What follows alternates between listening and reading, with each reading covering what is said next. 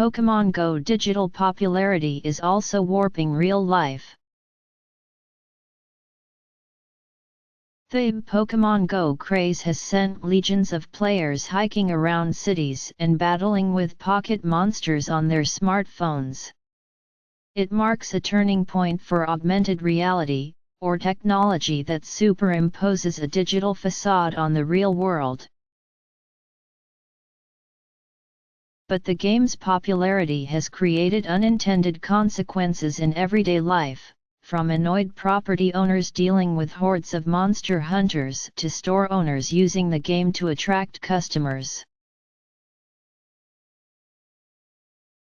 Though perhaps that's to be expected from a game that has players visit real-world landmarks such as train stations, churches, and museums in order to find and trap cartoon creatures.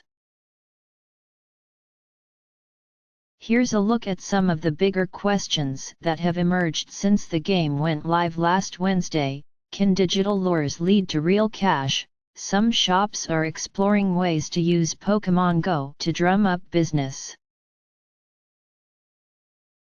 An Atlanta cafe owned by digital ad agency Huge turned out to be roughly 30 feet away from two prominent Pokestops game representations of physical landmarks where players can stock up on digital game gear. So it spent about $40 in real money to add digital lures to the stops, refreshing them every 30 minutes. The lures increase the chance that rare Pokémon with names like Starmie and Poliwag turn up nearby, drawing players in turn. Our corner was essentially lit up all day long, says Huge Executive Creative Director Derek Friedman. In San Francisco, enthusiastic players working for Kawika's Ocean Beach Deli likewise set out lures and branded the store as a charging station for drained phones. The game is notoriously hard on batteries.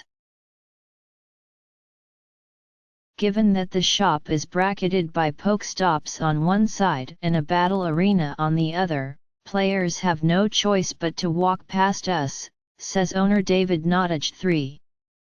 So we put up some signs.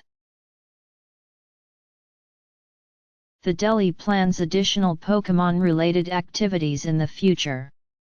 Who's to blame when playing really gets out of hand? In St.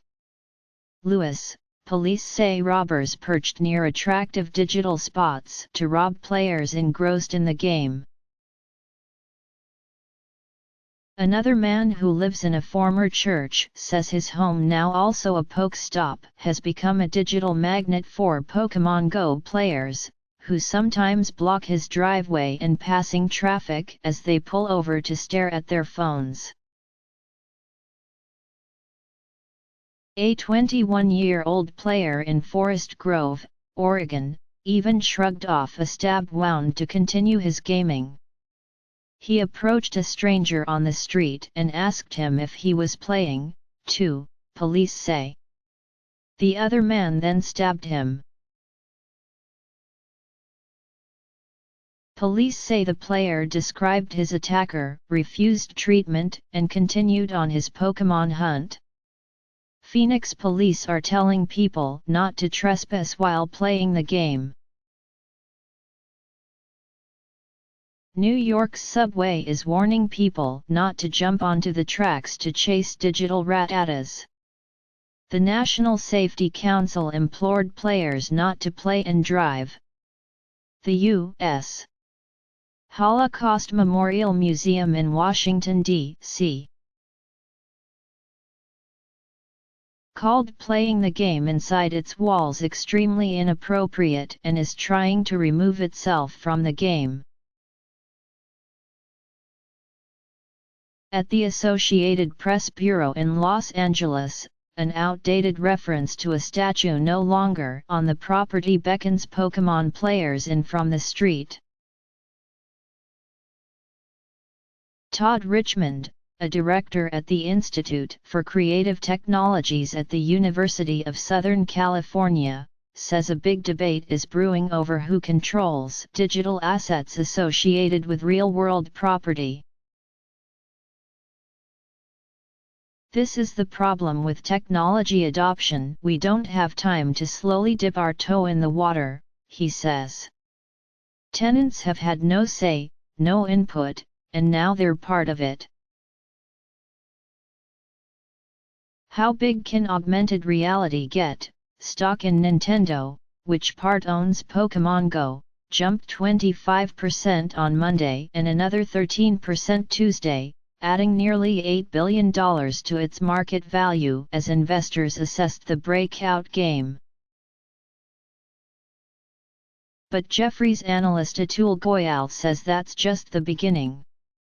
He now targets a share price of 30,000 yen, or $286.40, nearly a third higher still. Nintendo is transitioning from console games to smartphone games, and it has just started that journey, Goyal says. The game's success on smartphones also could spur faster development from hardware makers Microsoft with its HoloLens, the secretive startup Magic Leap, or Google, which could still revive its failed glass headgear, says Timothy Caroni, a professor at the University of Notre Dame's Mendoza College of Business. The reaction to Pokémon Go is a quick vote of "yeah, they got this right," Caroni says. "My guess is that a lot of developers have gone back to figure out how to take this approach. Does this affect my privacy?" Adam Reeve, principal architect of security firm Red Owl, however, found that Pokémon Go required overly broad permission for those using a Google account as a sign-in.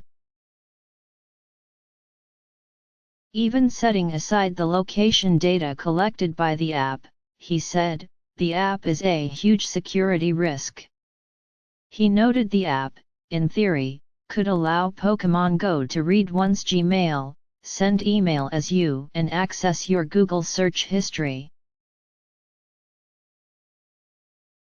Niantic said in a blog post Monday that it never intended to request such sweeping data access, hasn't collected information beyond the user's ID and email address. By Tuesday, signing in on an iPhone with a Google ID showed this pared-back authorization. AP technology editor David Hamilton in San Francisco and business writer Sarah Sell in Portland, Oregon, contributed to this report.